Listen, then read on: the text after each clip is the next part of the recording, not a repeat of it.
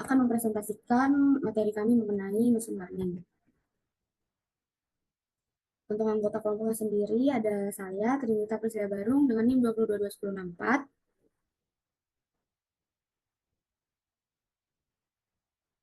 Ada saya Putri Maulani dengan NIM 20221036. Saya Nismat Haji Ustiadi dengan NIM 20221056.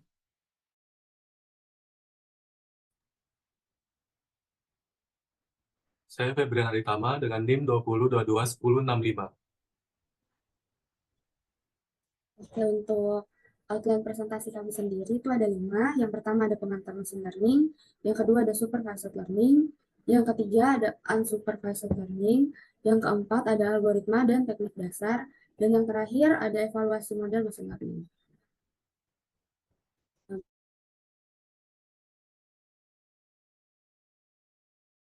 Masuk pada dasar yang memungkinkan komputer belajar dari data tanpa perlu pemrograman eksplisit.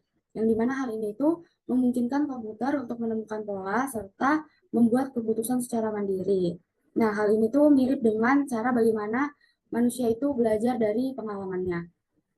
Sebagai bagian dari kecerdasan buatan, machine learning ini biasanya digunakan di berbagai bidang. Contohnya itu kayak pengenalan wajah, terus ada juga prediksi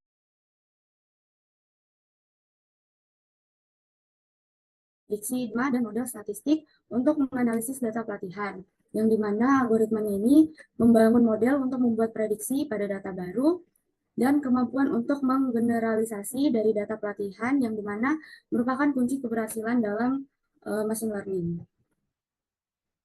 Nah, di sini ada 2 tipe dari machine learning, yaitu ada supervised learning dan ada unsupervised learning.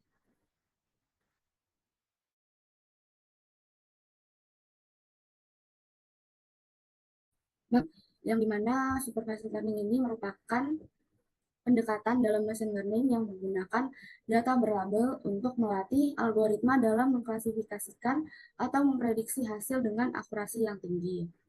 Data berlabel sendiri itu merupakan data mentah yang ditambahkan satu atau lebih informasi dengan tujuan untuk memberikan konteks sehingga machine learning dapat berpatokan pada informasi tersebut.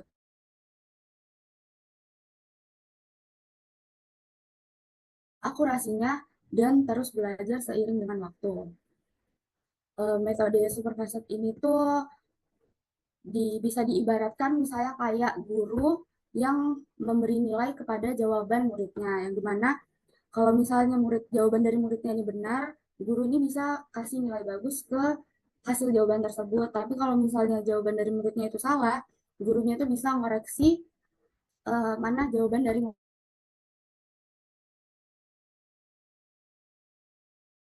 ada supervised learning ini biasanya diterapkan dalam pengembangan dalam model machine learning untuk 2 jenis masalah. Masalah yang pertama itu ada regresi dan masalah yang kedua itu ada klasifikasi. Nah, biasanya regresi ini tuh dipakai ketika variabel outputnya itu berupa nilai numerik. Contohnya itu misalnya kayak berat badan atau misalnya kayak rupiah. Terus untuk masalah yang kedua yaitu klasifikasi, biasanya tuh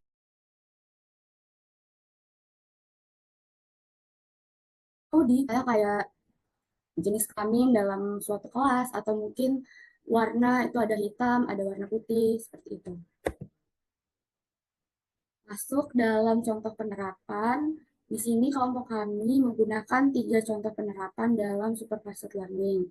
Contoh yang pertama itu mendeteksi spam di email. Nah, di sini biasanya dengan menggunakan algoritma klasifikasi data, perusahaan itu bisa melatih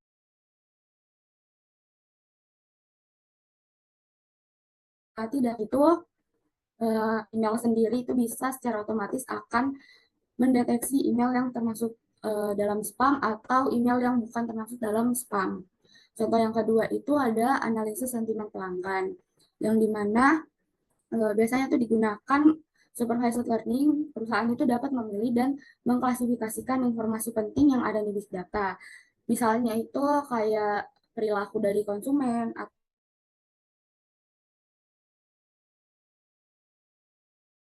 atau meningkatkan pemahaman yang lebih baik mengenai pelanggan, sekaligus perusahaan itu bisa meningkatkan brand awareness-nya. Contoh penerapan yang ketiga itu ada analisis prediktif, di mana biasanya model supervised learning ini dimanfaatkan sama perusahaan dalam menciptakan sistem analisis prediktif yang biasanya tuh memberikan wawasan bagi perusahaan mengenai data bisnisnya. Hal ini tuh memungkinkan perusahaan mengantisipasi hasil dan mengambil keputusan bisnis dengan tepat.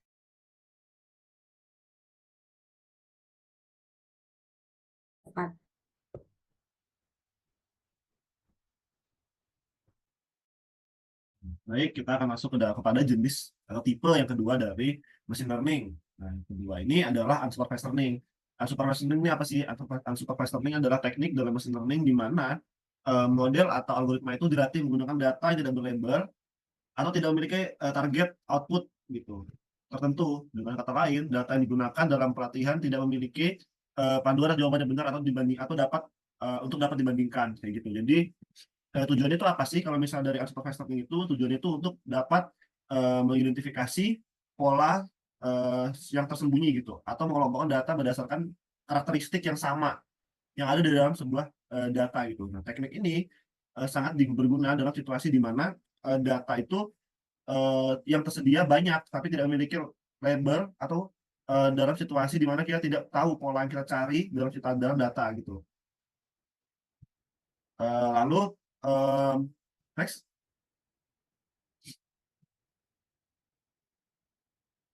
Nah, kita masuk ke jenis-jenis dari unsupervised learning. Nah, jenis yang pertama itu adalah teknik clustering atau pengelompokan. Teknik clustering ini memiliki tujuan untuk membagi data menjadi beberapa kelompok atau cluster berdasarkan kemiripan datanya.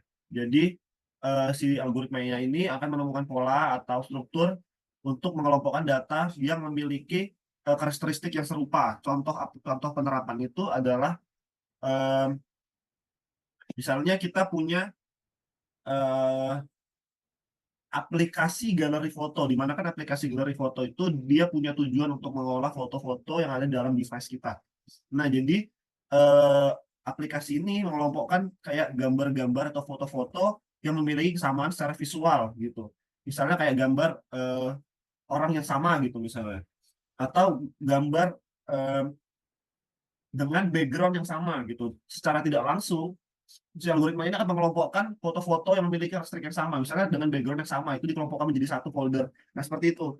Hal ini untuknya apa sih sebenarnya? Itu tuh untuk tujuannya adalah untuk memungkinkan pengguna dalam menemukan foto-foto yang dikelompokkan dengan cepat ya gitu. Jadi lebih rapi dan lebih cepat dari clustering ini. Nah, lalu ada yang kedua, yang asosiasi atau jenis asosiasi dari unsupervised learning adalah teknik unsupervised learning yang bertujuan untuk menemukan aturan atau pola yang muncul secara bersamaan dalam data. Gitu. Metode ini mencari asosiasi atau korelasi di antara fitur-fitur tertentu yang sering muncul secara bersamaan, bersama gitu. Nah, lalu algoritma asosiasi yang sering digunakan itu contohnya adalah misalnya kita membuka aplikasi Netflix misalnya. Nah, jadi kan kalau di aplikasi Netflix itu kita biasa dikasih rekomendasi genre film atau film-film yang kita sukai misalnya, yang secara langsung dikirimkan sama aplikasi ini film-film yang bagus, film-film yang cocok seperti untuk Anda, untuk pengguna kayak gitu. Nah,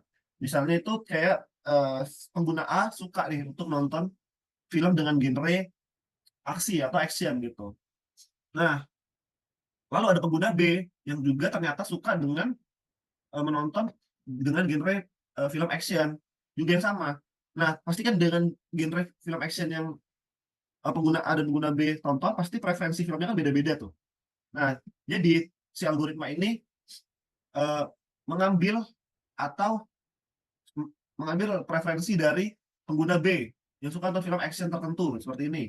Nah, lalu dicoba untuk siapa tahu nih si pengguna A juga suka dengan preferensi film action pengguna B. Jadi diambillah preferensinya lalu diberikan rekomendasi film kepada pengguna A. Nah, tujuannya itu kan supaya sistem dapat merekomendasikan film secara otomatis. Jadi si pemilik aplikasi atau ownernya itu tidak perlu masuk secara manual, dia tidak perlu menganalisis secara manual. Jadi si algoritma itu akan menganalisis dengan secara sendirinya. Nah, lalu ada yang ketiga itu adalah dimensionality reduction atau pengurangan dimensi. Nah, pengurangan dimensi ini itu adalah metode di mana di mana data itu disederhanakan dengan mengurangi jumlah variabel tanpa kehilangan informasi yang penting gitu. Nah, teknik ini berguna ketika kita memiliki data dengan banyak fitur yang saling berkorelasi kayak gitu. Contohnya, adalah seseorang peneliti bekerja dengan data yang kompleks gitu. Nah, dia memiliki data yang banyak banget, seperti kayak jumlahnya tuh mungkin variabel itu ada ribuan gitu, ada jutaan gitu. Jadi itu kan susah untuk dia kelola. Nah, lalu apa sih yang harus dilakukan ya? Si algoritma ini akan mengurangi dimensinya supaya lebih mudah dipahami gitu. Jadi tujuannya apa? Supaya peneliti ini lebih memungkinkan untuk mengenali pola-pola tersembunyi atau kelompok yang tidak terlihat dalam bentuk aslinya gitu. Ya, karena beberapa data yang berkorelasi itu dipangkas seperti itu. Next. Nah, lalu ada perbedaan dari supervised learning dan unsupervised learning. Nah, pada supervised learning itu kan tadi seperti disampaikan kita, kalau misalnya data itu berlabel gitu. Nah, kalau misalnya pada unsupervised learning, data tidak berlabel, jadi sifatnya random dan hanya dilihat dari pola-pola tertentunya aja. Kalau misalnya data berlabel ini kan kita bisa lihat dengan label-labelnya, jadi kita bisa menentukan target outputnya seperti apa gitu. Lalu ada kompleksitas komputasinya. Kalau pada supervised learning ini lebih sederhana. Kalau misalnya kompleksitas komputasi dari unsupervised learning ini lebih kompleks. Nah, pada hal ini, kenapa kalau supervised learning ini lebih sederhana? Karena data-data itu sudah dilabelkan gitu, jadi pengolahannya jadi lebih mudah. Kalau misalnya supervised learning kan, karena datanya kebanyakan random gitu, jadi tidak ada label, jadi itu lebih kompleks, dan juga datanya itu biasanya banyak gitu. Nah, kalau misalnya keakuratan, pada unsupervised learning ini sangat akurat, karena dalam proses pengolahan datanya, semua sudah ditentukan gitu. Apakah akan ada jawaban yang benar atau salah. Nah, seperti itu. Kalau misalnya pada unsupervised learning itu kurang akurat karena tidak memiliki acuan tertentu atau target yang akan dicapai. Ia kan hanya digunakan untuk menemukan pola-pola atau mengelompokkan data-data yang memiliki korelasi seperti itu. Nah, lalu ada jumlah kelas. Nah, jumlah kelasnya pada supervised learning jumlahnya diketahui, sementara pada unsupervised learning ini jumlahnya tidak diketahui seperti itu. Oke, boleh. Next.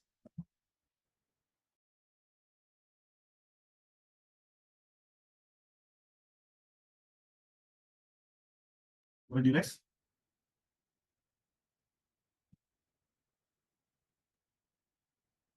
Akan diberikan oleh teman saya. Baik, terima kasih Haji. Lanjut ke materi selanjutnya. Di mana di sini ada outline lama, ada supervised learning dan juga unsupervised learning. Jadi yang pertama kita akan membahas tentang algoritma dan teknik dasar dari supervised learning. Jadi supervised learning itu apa sih sebenarnya? Jadi supervised learning itu merupakan algoritma yang melatih model menggunakan data yang telah diberi label. Jadi label ini bisa dibilang merupakan target yang ingin kita prediksi. Lanjut yang pertama, learning. Yang pertama ada regresi linear. Regresi linear ini sendiri apa sih sebenarnya? Jadi regresi linear ini merupakan algoritma untuk memprediksi nilai kontinu berdasarkan hubungan linear antara variabel input dan juga output. Nah, contoh misalnya itu kayak memprediksi harga pada rumah berdasarkan luas tanah. Lanjut ada logistic regression. Contoh kedua yaitu algoritma. Next ada Kinner Snackboard atau KNN, yaitu merupakan algoritma dan teknik dasar dari supervised learning. Gunanya itu yang untuk mengklasifikasikan data berdasarkan kedekatannya dengan data lain. Lanjut ke super vector machine SVM. Jadi algoritma ini sendiri berfungsi untuk memisahkan data menjadi dua kelas dengan margin yang maksimal. Oke, next.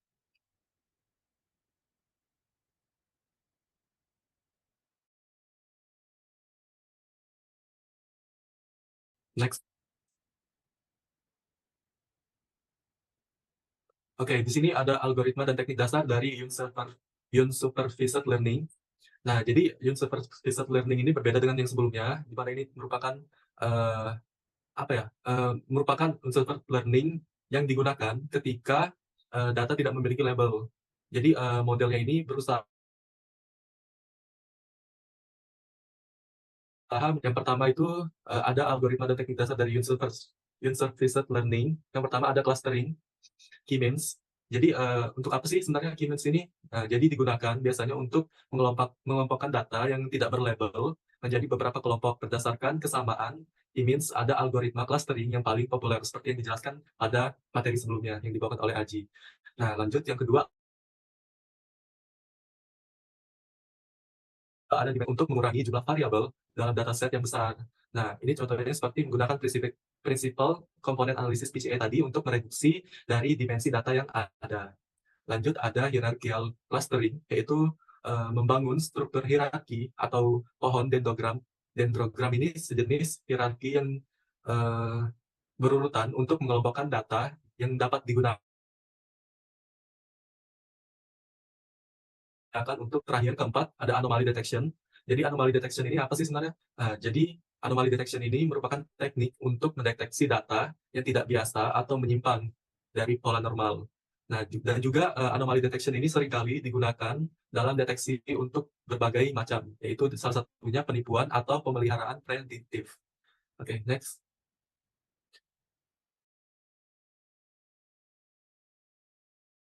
Selanjutnya, evaluasi model machine learning.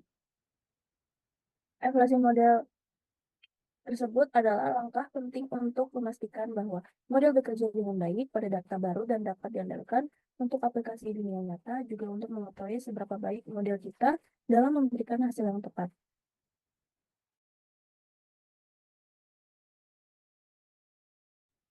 Terdapat langkah-langkah pada evaluasi model tersebut. Yang pertama ada split data, training set digunakan untuk melatih model, validation set digunakan untuk turning parameter model, test set digunakan untuk evaluasi akhir model. Yang kedua ada metrik evaluasi. Yang pertama ada precision.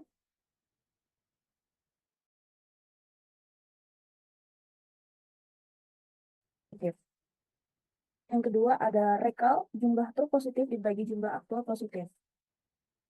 Yang ketiga ada mean absolute error atau dengan MAI, rata-rata kesalahan absolut antara prediksi dan nilai aktual. Yang keempat ada R-squared, yaitu adalah yang ketiga ada cross validation. K-fold cross validation adalah membagi data menjadi subset, melatih model kali setiap kali menggunakan subset yang berbeda dengan dataset. Yang kedua ada certificate K-fold untuk masalah klasifikasi, memastikan distribusi kelas tetap dalam setiap fold.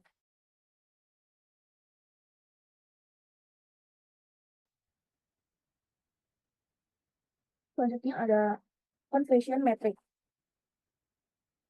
Yang pertama ada true positif atau disebut TP. Yang kedua ada true negatif atau disebut dengan TN. Yang ketiga ada false positif atau disebut dengan FP. Yang keempat ada false negatif atau disebut dengan FN. Dari keempat tersebut ada learning curves, yaitu dengan membantu mendiagnosis masalah underfitting atau overfitting. Selanjutnya ada fitur importance, yaitu teknik memahami kontribusi masing-masing fitur terhadap prediksi model, berguna dalam model interpretabilitas dan fitur seleksi. Selanjutnya, residual analisa dijelaskan oleh model, membantu mengidentifikasi kesalahan sistematis. Langkah selanjutnya ada hyperparameter tuning, proses untuk menemukan kombinasi parameter terbaik untuk model. Teknik seperti graph search atau random search dapat digunakan bersama dengan cross validation. Selanjutnya, kesimpulan dari materi kami, komputer belajar dari data tanpa perlu pemrograman eksplisit. Supervised learning dan unsupervised learning adalah pendekatan dalam machine learning yang menggunakan data berlebar untuk melatih algoritma dalam mengklasifikasi atau memprediksikan hasil dengan akurasi tinggi. Evaluasi model machine learning adalah langkah penting untuk memastikan bahwa model bekerja dengan baik pada data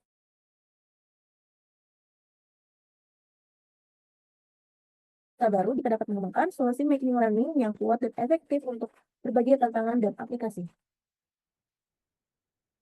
Sekian, terima kasih.